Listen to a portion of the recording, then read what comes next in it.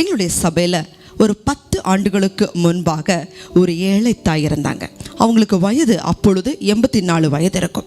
எங்கள் சபை மக்கள் எல்லாருக்குமே தெரியும், அந்த வயதான காலத்திலையும் நேர் முழங்கால இருந்து 3 மணி நேரம் ஆனாலும் 4 மணி நேரம் ஆனாலும் நேர் முழங்கால இருந்து ஜெபிக்கக்கூடிய ஒரு தாயார்.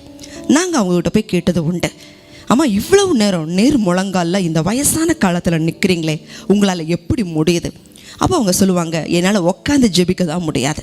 நேர் முழங்கால் எவ்வளோ மணி நேரம் வேணாலும் நான் முழங்கால இருந்து ஜெபிக்க முடியும்.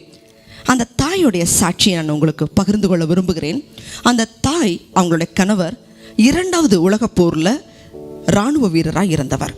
ஒரு சரீர பலவீனத்தின் நிமித்தமாக அதற்கு பிறகு அவர் மரித்து விட்டார். அவங்க கணவருடைய அந்த பணமோ மற்றும் பென்ஷனோ எதையும் அவங்க வாங்கிறதுக்கு போகவும் இல்லை, யாரும் அவங்களுக்கு உதவி செய்யவும் முன் வரல.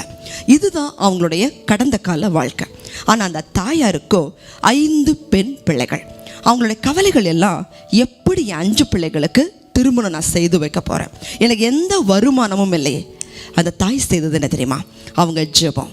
ஒவ்வொரு பிள்ளைகளுக்கும் அவங்களோட கண்ணீர் ஜெபம்.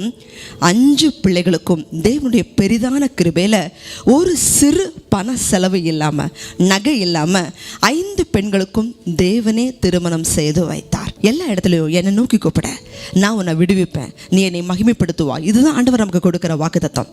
ஒன்றுமே இல்லாத சூழ்நிலையில் கர்த்தரை நோக்கி பாருங்க, நிச்சயம் உதவி வரும்.